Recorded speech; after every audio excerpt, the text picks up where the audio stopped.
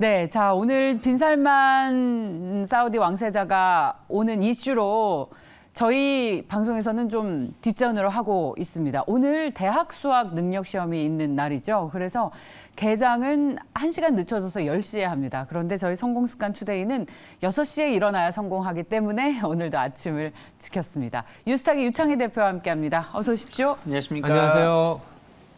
수능날.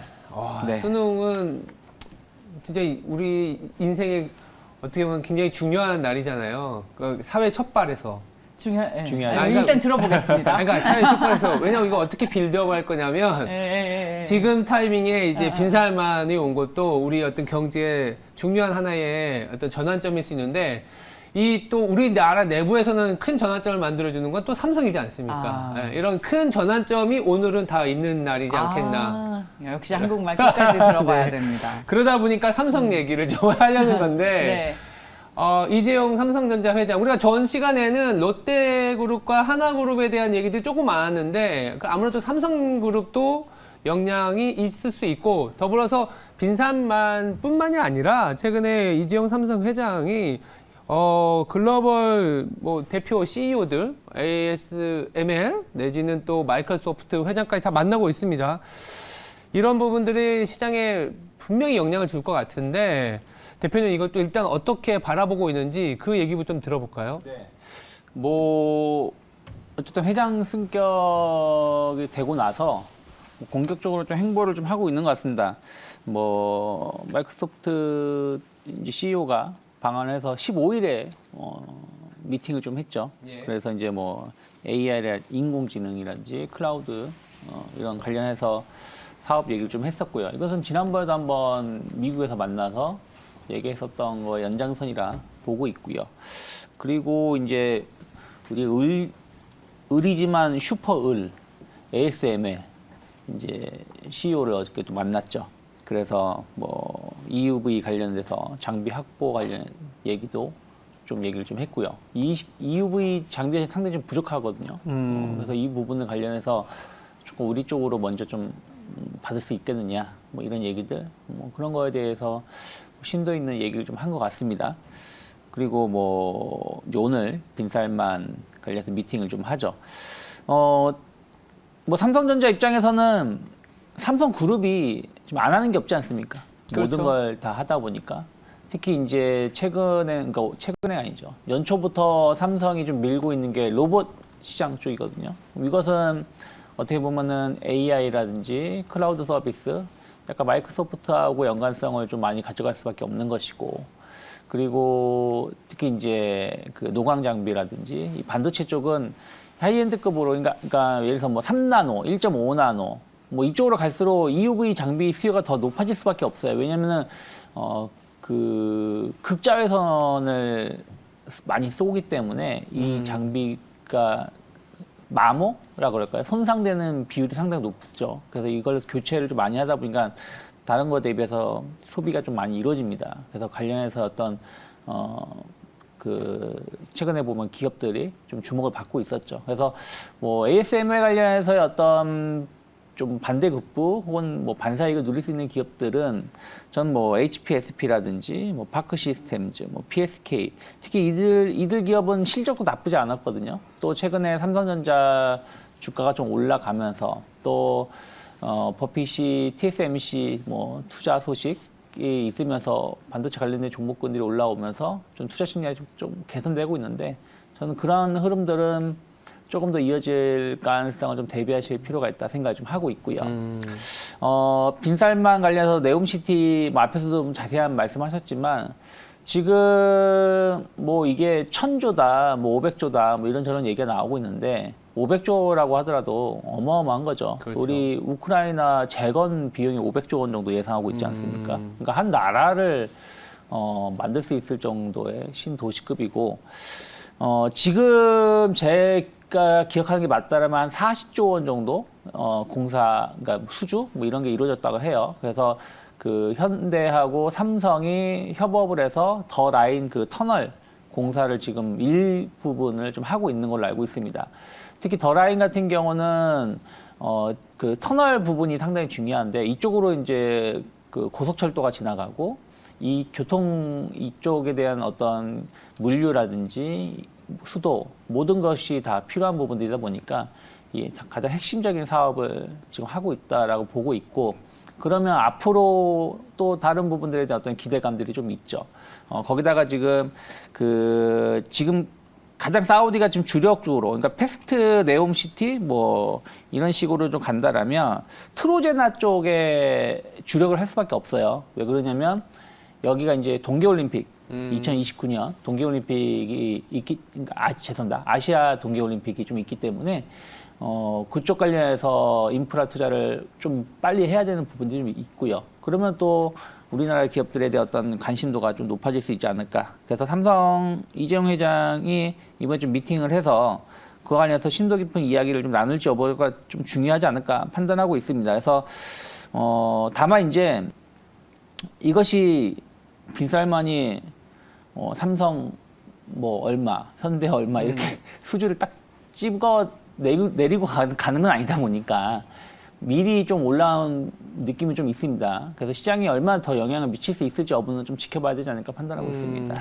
이재용 회장의 만남을 필두로 해서 투자 전략까지 연결해서 좀 생각을 해보면 네. 앞서 저희 회의 시간에도 잠깐 얘기했지만 현금을 100조 원 이상 갖고 있는 회사가 누구 만나는 건 좋은 거잖아요. 당연하죠. 뭔가 총알을 갖고 있기 때문에 맞습니다. 뭔가를 계속 살려고 쇼핑하려고 여기저기 돌아다닌다는 얘기니까. 네. 그래서 이제 반도체 주식이 최근에 그래서 좋았습니다. 근데 오늘 아침에 나온 마이크론 소식이 우리 최근에 흐름이 좋아지고 있는 반도체 주식에 좀 찬물을 끼얹게 되지 않을지. 왜냐하면 또 감산한다는 얘기가 나왔고 네. 경기도나 우려를 대표적인 반도체 회사에서 언급을 한 만큼 호합제가 공존해 있습니다. 있어. 반도체 업종, 반도체 주식 앞으로 방향이 어떻게 될까요? 전략가 입장에서 반도체는 뭐 부탁드립니다. 기본적으로 바닥콜이었기 때문에 계속적인 상승을 갖고 가기엔 조금은 어려웠죠. 이게 바닥콜이라고 하면 무조건 올라가야 되는 거냐 이게 아니라 그냥 이 정도 가격에서는 업황이 안 좋아지는 거를 충분히 반영했다인 거고 업황이 안 좋아지는 부분들에 대한 뉴스 때문에 상단이 계속 눌리는 거죠.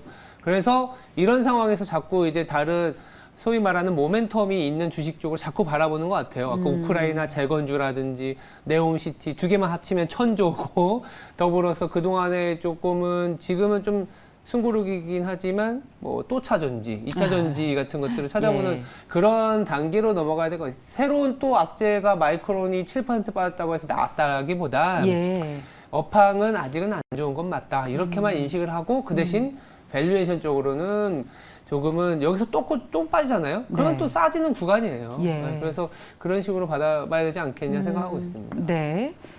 자, 오늘 빈살만 왕세자가 한국에 오고 삼성전자 이재용 회장을 만나면 어떤 효과가 있을까 이야기를 나눠봤습니다. 그렇다면 다음 이슈에서는 중국 모멘텀을 좀 얘기를 해보려고 합니다.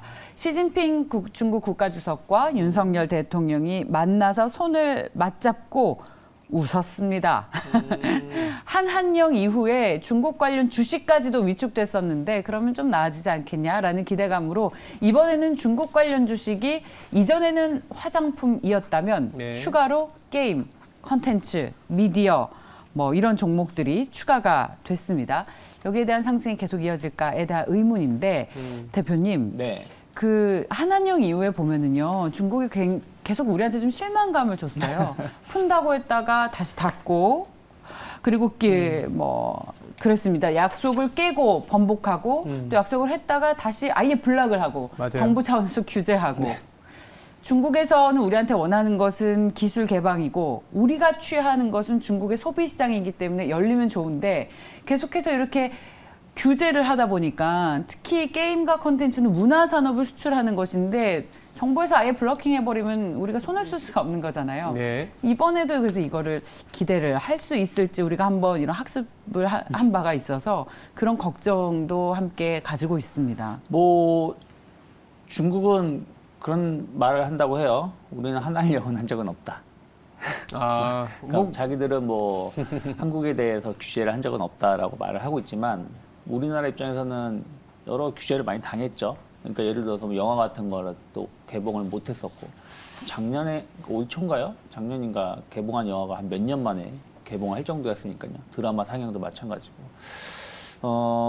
이번 이제 한중 정상회담을 통해서 조금 관계 개선에 대한 어떤 기대감은 있을 수 있겠습니다만은 저는 크게 기대할 건 없지 않을까 판단하고 있어요. 그러니까 뭐 회담하면서 그 앞에서 이상한 소리 하지 않지 않습니까? 이게 뭐 미중도 마찬가지죠. 뭐 앞에서는 좋은 얘기했지만 또 뒤에서는 그렇게 좋은 회담 결과를 기대하고 있지 않기 때문에 전 지금도 미중 관계가 개선이 돼야지 한중 관계도 개선이 될 수 있는 것이다라고 보고 있습니다. 그 대전제는. 그래서 어저께 보면은 뭐 미디어 컨텐츠라든지 뭐 일부 게임주들이 좀 반등을 좀 했어요. 근데 저는 뭐 엔터주들 같은 경우는 뭐 과연 중국에 대한 어떤 기대감들도 있습니다만은 OTT 시장이 계속 확대되고 있고 이쪽에서 투자가 계속 더 증가하고 있고 또 K컬처에 대한 어떤 기대감으로 반사에 이걸 누리고 있는 부분들이 좀 있어요. 컨텐츠 관련된 섹터도 마찬가지죠. 그래서 이런 부분들에 대해서 더 관심을 갖고 좋은 작품이 나왔을 때 뭐 넷플릭스든 디즈니든 뭐 이런 쪽에 대해서 어떤 반응을 보여주는지가 더 중요하다.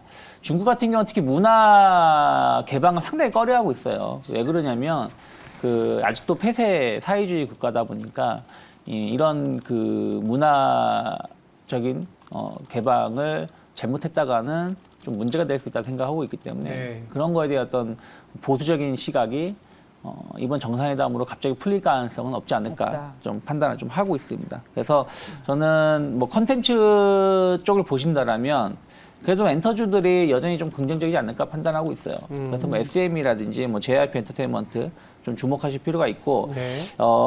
이 제작 쪽 스튜디오 관련해 가지고는 이게 우리나라는 아직까지 뭐 우리나라뿐이 아니라 다른 나라도 마찬가지지만 이 작품 하나에 흥행하느냐 못하느냐에 따라서 이게 정말 그 편차가 심하거든요. 네. 근데 참 우리가 어떤 작품이 성공한다, 실패한다 대충 감은 가지만 그게 꼭 성공하는 건 아니다 보니까 좀 다작을 가지고 있고 또 중국의 어떤 관계 개선이 이루어진다면 좀 중국 진출을 좀 꾀할 수 있는 게 스튜디오 드래곤 정도가 스튜디오 아닐까 드래곤. 판단하고 있습니다.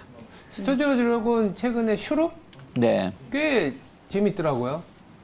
꽤 흥행하고 있겠죠? 재밌어요. 네. 그래서 스튜디오 드래곤은 워낙 이 컨텐츠 제작 능력이 네. 보장해주는 해왔기 때문에 저도 이제 관심 있게 보고 있는 네. 기업이. 이 대표님이 말씀하신 것 중에 딱 그 말이 저는 기억이 나요. 미중 관계가 개선이 돼야 한중 관계가 개선된다. 이 전제 조건을 보고 컨텐츠 투자를 해야 되지 않겠냐. 이 야. 대전제가 조금 깔리는 것 같습니다. 그렇다면 투자하지 말라는 거네요. 아, 미중 관계는 개선될 수가 그러니까 없습니다. 그건 아니에요. 개선됩니까? 시간이 알려주세요. 시간이 걸릴 수 솔직하게 있어요. 얘기해 보세요. 근데 그건 안 돼요. 주식이라는 게 꼭 근데 안 그러니까 아까 중국만 보고 가는 게 아니라 OTT라든지 이런 쪽을 보고 그러니까 가는 중국에 거니까. 너무 기대를 네. 하는 상승이게 되면 좀 거리를 두자 이 정도겠죠. 이게 아마 저는요 오늘 모든 종목이 네옴시티로 엮여질 네. 수 있을 것 같은데 사실 컨텐츠 주식들도 네옴하고 연결돼요. 네, 그렇죠. 네옴하고 그렇죠. 연결해서 네. 그래서 엔터테인먼트 회사들도 여기서 공연한다 그래서 그렇죠. 올랐죠. 컨텐츠 수출한다고 해서 올랐죠. 아마 네옴시티 관련 주식이라고 해서 또 오늘 그렇죠. 왜냐하면 설명이 많이 나올 네옴시티가 거예요. 어떻게 보면 복합 문화 도시이기 때문에 이게 상당히 중요한 부분이에요. 그리고 NC소프트의 2대 주주 아닙니까? 그래서 그런 부분들 그런 쪽에 좀 포커스를 맞춰서 올라간다라면 당연히 저는 적극적으로 마이애스를 해야 되겠지만 한중 관계 정상회담 때문에 올라간다?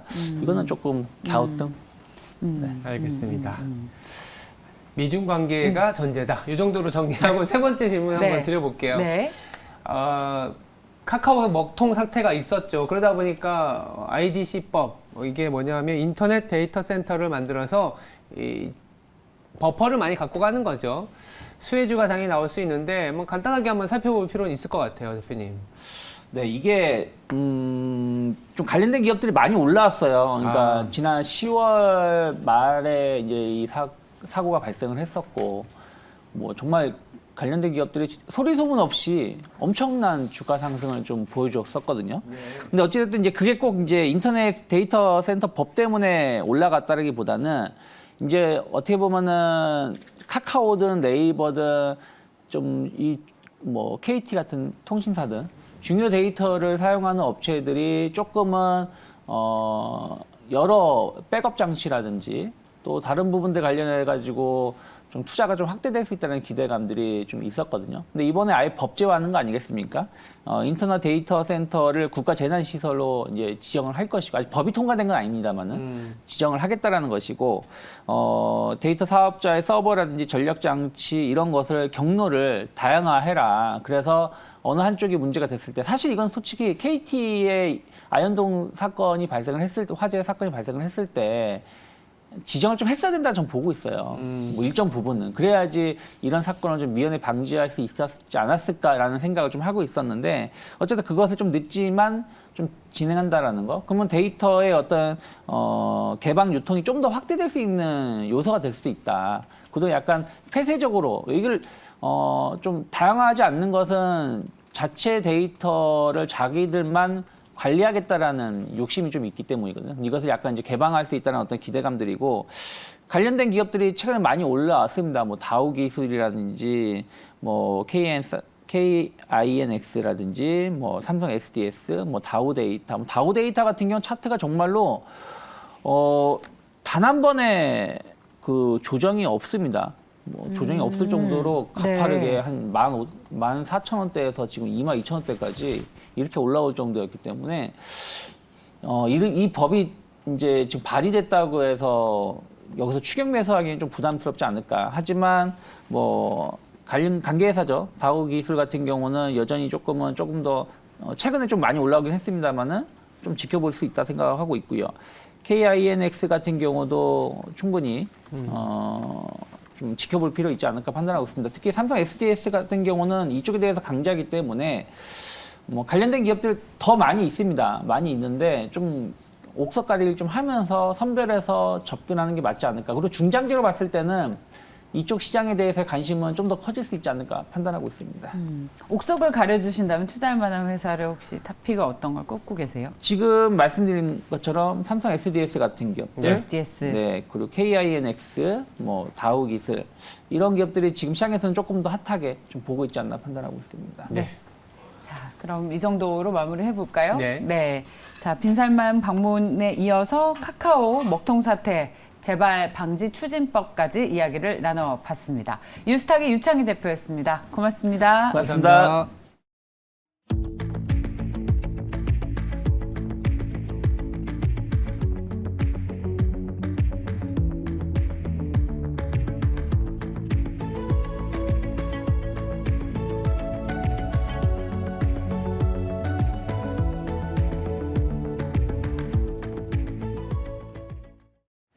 글로벌 마감 짓습니다. 소매 판매 지표의 강세에도 불구하고 유통 공룡 타겟이 연말 쇼핑 시즌을 앞두고 우울한 4분기 실적 전망을 제시하면서 일제히 하락 마감했습니다. 지수부터 함께 만나보시죠. 다우는 0.02%, 나스닥은 1.54%, S&P 500은 0.8% 하락 마감합니다. 페드의 고강도 긴축에도 10월 소매 판매는 최근 8개월째 최대폭 증가했습니다.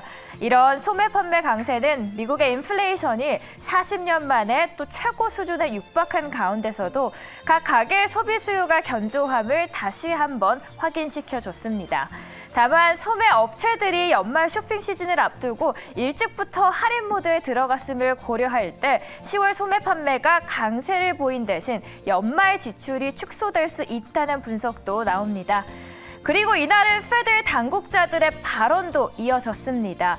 크리스토퍼 페드 이사는 경제 데이터가 앞으로 따라준다면 금리 인상폭을 곧 낮출 수 있다면서 속도 조절에 힘을 실어줬습니다.